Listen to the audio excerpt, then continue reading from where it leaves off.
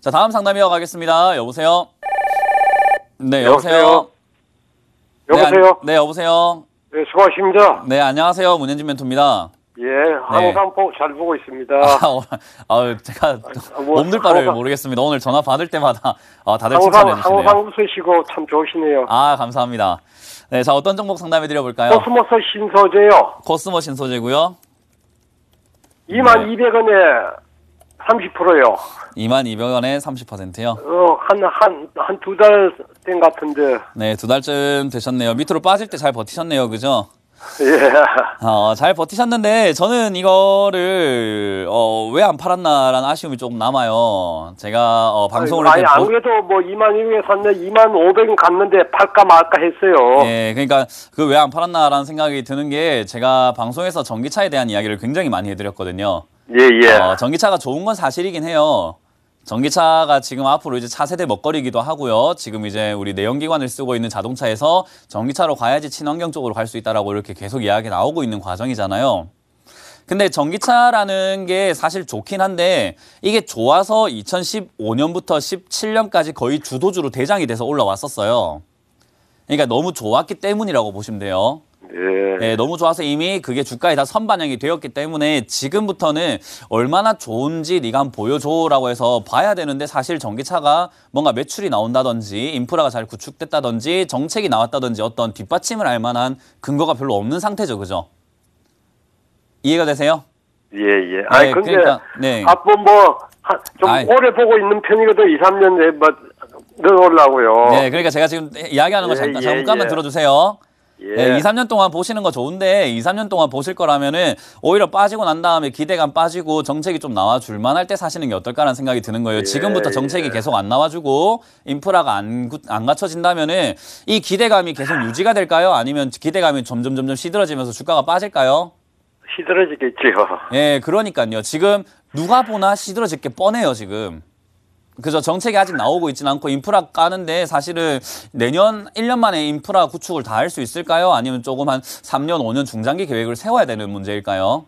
좀 오래 가겠죠. 오래 가야 되는데 오래 가는 동안 뭔가 전기차가 팔리지도 않고 충전소가 생기지도 않고 뭔가 사람들이 잘 사지도 않는다 한다면은 전기차에 대한 지금 기술력에 대한 기대감으로 올라왔다가 뒷받침하지 못하면 그 기대감이 빠지겠죠. 그죠? 그럼 지금부터 2, 3년을 보시는 게 좋겠어요? 아니면 조금 더 기다렸다가 조금 싸게 내려왔을 때 기대감이 충분히 빠졌을 때 그때 사서 2, 3년을 기다리는 게 낫겠어요? 문수님이 혹시 어느 정도까지 내려갔을까요? 그거는 제가 알 수가 없지만 지금 당장에는 제가 기대감이 빠지고 있는 과정, 그러니까 이제 얘는 하락세가 출발이 되고 있는 시작이 되고 있는 상태라고 저는 예측을 해볼 수 있을 것 같거든요. 그래서 전기차 테마가 물론 좋은 건 맞는데 많이 올라왔기 때문에 한번 쉬어갈 때가 되었다라고 보면 되고요. 테마주 변경이 일어날 텐데 저는 지금 전기차가 아니라 자율주행 쪽으로 보고 있습니다.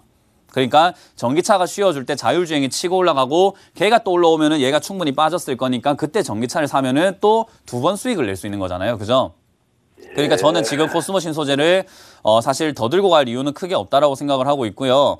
올라오게 될 때 그냥 본전 정리하시는 게 어떨까라는 생각이 듭니다. 그리고 아까 말씀드린 것처럼 충분히 빠지고 나면 들어갈 텐데 보통 상승한 그 부분에서 한 절반 이하로 빠지게 되면은 많이 빠졌다라고 생각해 볼 수 있는 구간이에요. 그러니까는 12,000원에서 10,000원 사이쯤이 되겠죠.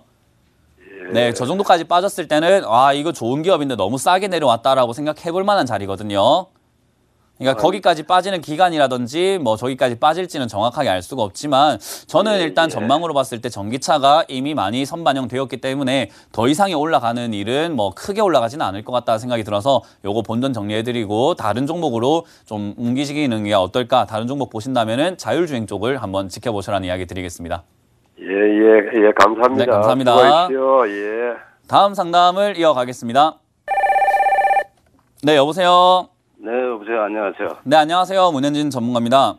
네, 수고 많으십니다. 네, 자, 어떤 종목 상담해 드려볼까요? 네, 이노인스트루먼트요. 이노인스트루요.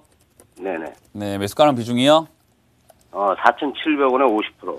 4,700원에 50%면 최근에 매수하셔서 수익 중이시네요. 그죠? 네네네.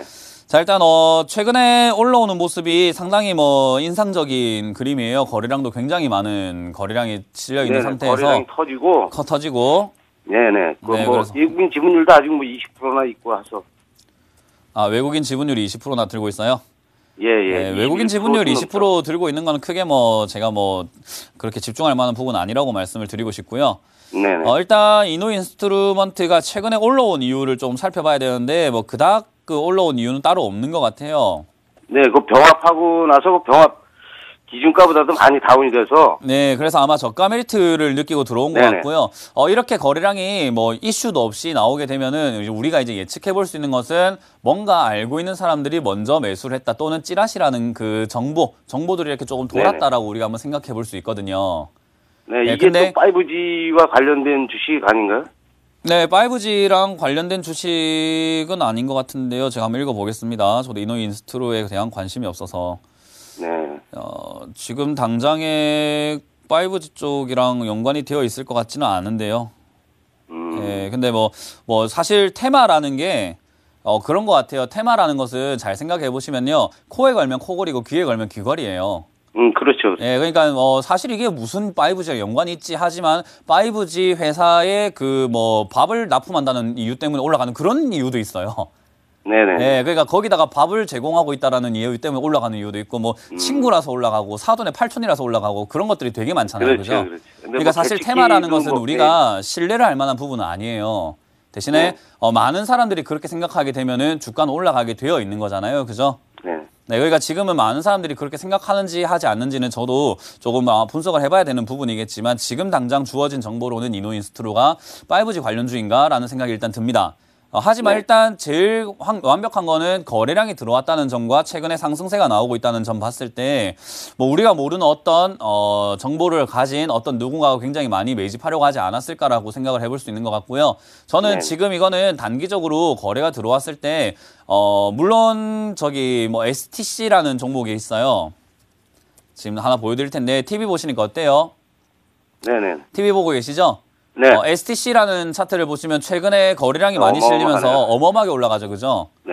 예, 근데 이노인스트루를 보시게 되면 거래량이 실리면서 그렇게 어마어마하게 올라가고 있지는 않은데 많은 시청자분들이라든지 투자자들이 잘못 이렇게 생각하시는 부분이 뭐냐면요.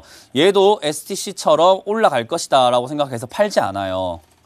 근데 올라갈 것 같으면 STC처럼 그냥 가버립니다. 이해가 되십니까? 네네. 네네. 네, 올라갈 것 같으면은 쉬지 않고 그냥 가버리는 게 맞는 거고요. 올라오다가 이렇게 쉰다는 말은 올라왔다가 파동을 만들겠다라는 뜻이에요. 네네. 그럼 우리가 올라올 때 잘 팔고 내려올 때 잘 사기만 하면은 수익을 챙겨서 또 사고 챙겨서 또 사고 하면 약간 복리 투자식으로 점점 불어나겠죠, 그죠? 네네. 그렇죠. 근데 지금 수익이 났을 때 못 챙기니까 어때요? 엊그제까지 수익이 나고 있었던 것들이 잠시 또 깎여버렸어요, 그죠? 네네. 네, 팔지 않으면 내 것이 아니거든요. 그래서 저는 그렇죠. 이노인스트처럼 이렇게 거래량이 들어와서 올라온 것까지는 좋으나 여기서 그렇게 강하게 올라가지 못하고 자꾸 윗꼬리를 달고 있다는 말이 뭐냐면 올라가려고 했더니 누가 밑으로 눌려버리고 올라가려고 했더니 밑으로 눌려버리는 거예요. 그러면 얼마나 많이 팔려고 하는 사람들이 있다는 겁니까? 이해가 되십니까? 그렇겠죠, 그렇겠죠. 예, 그러면 얘가 올라가기가 쉬울까요? 어려울까요? 좀 빡빡하겠죠. 빡빡할 것 같아요. 빡빡하겠는데. 그러면 네네. 빡빡한 종목을 지금 4,700원에 사서 비중 50%로 수익이 잘 나오고 있는데 굳이 안 팔 이유가 없는 거예요. 이해가 되셨어요? 예, 예. 그래서 잠깐 저는 오늘 팔았다가- 내일 한번 지켜보려고. 네, 지금은 오늘 네, 사실 60일 조금 전에 늦긴 자꾸 했지만 이게 부딪혀서.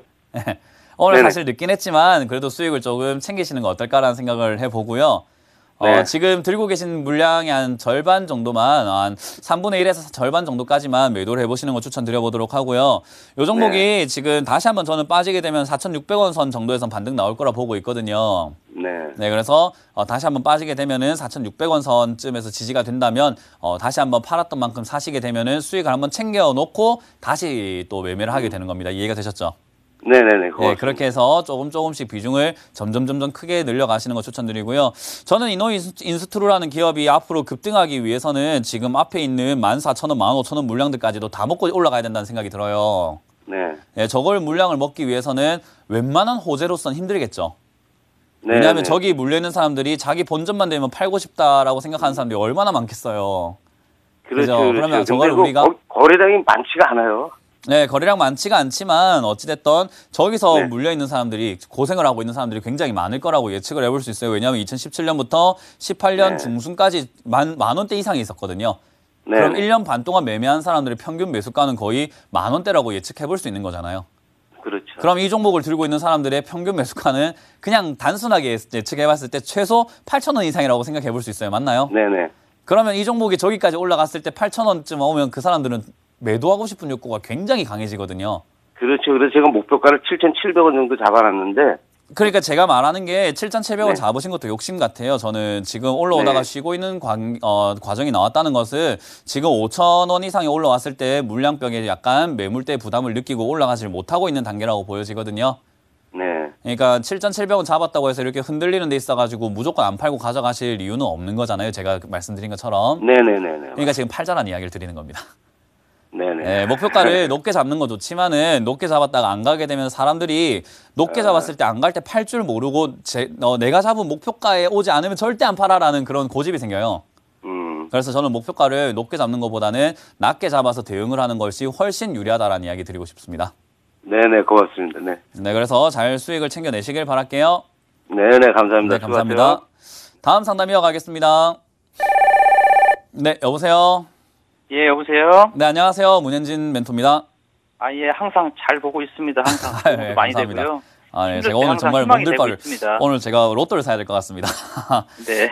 굉장히 칭찬이 많이 들어와서 감사합니다. 진짜입니다. 예. 어떤 종목 상담해 드려 볼까요? 테크윙입니다. 테크윙이고요. 테크윙. 네네. 17,000원이고요. 비중은 30%요. 한 1년 정도 가지고 있었거든요. 와, 이거 고생 많이 하고 계시네요. 네.